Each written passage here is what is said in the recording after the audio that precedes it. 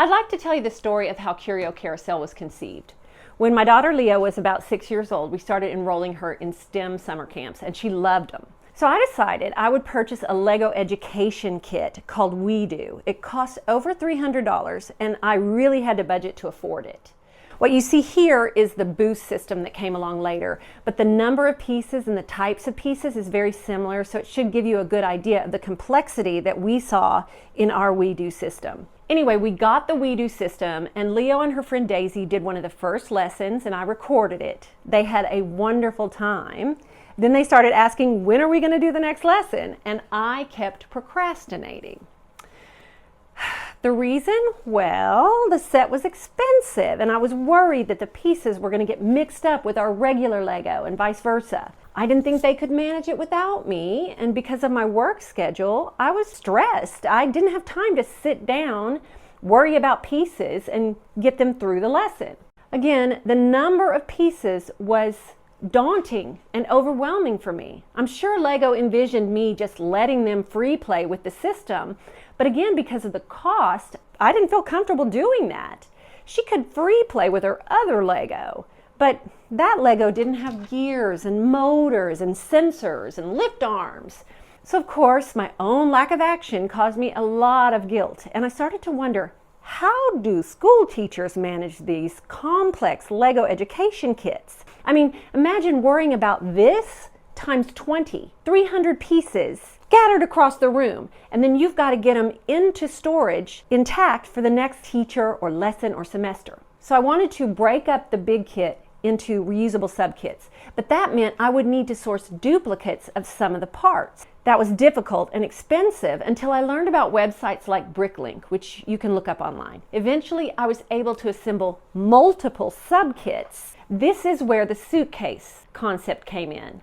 It's got 16 subkits per suitcase. If we lose a piece, I know how to get a replacement cheaply and efficiently. With so many subkits, we can let each learner work alone initially. This is important because, as we all know, in group projects, many times the most privileged kids will take the lead and other kids will get left behind.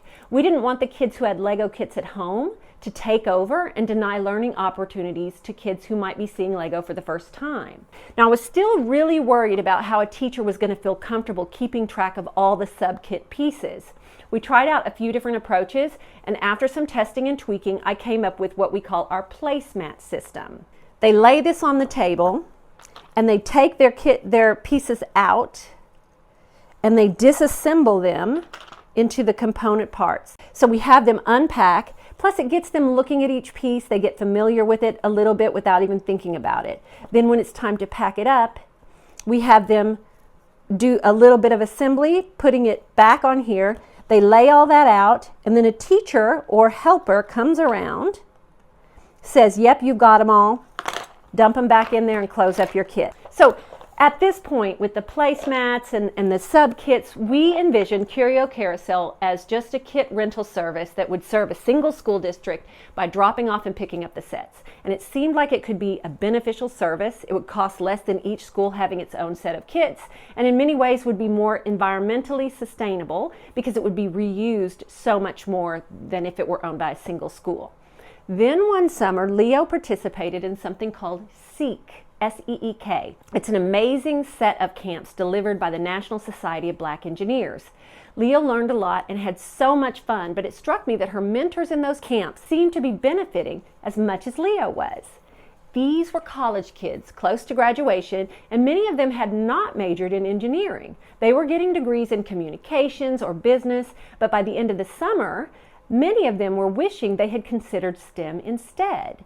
That's when I started thinking that if we could have caught those students when they were in high school and given them the mentoring experience earlier, they might have chosen the STEM path.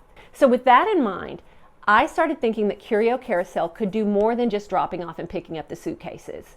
We understood that even with the one-to-one kit-to-learner setup, some learners were still going to finish up faster than others. And we knew it would still be a challenge for teachers to manage every learner working at their own pace. So why not deliver mentors along with the suitcases? They would stay and help the teachers. The mentors would develop confidence in their own STEM skills, and they would be gaining valuable work and leadership experience. We started gearing up to offer this to the public, but the pandemic slowed down our program. And by the time we were ready to recruit Leo's friends, she had graduated high school and was ready to take on a real leadership role in Curio-Carousel. To find mentors now, we've partnered with a local high school counselor who runs an empowerment group for high school girls, and we'll use this group and other community connections to recruit mentors, at least initially. We're committed to the idea that teachers and schools will not be charged for our services. We figure dealing with work orders and invoices is too much hassle for already overworked teachers. We are also committed to the idea that our mentors will be paid for their time so that they gain valuable work experience and work references. They do not need any prior experience, and we do not require any level of academic performance to qualify. If they show up and try to be good mentors, that's enough for us to continue training them and scheduling them.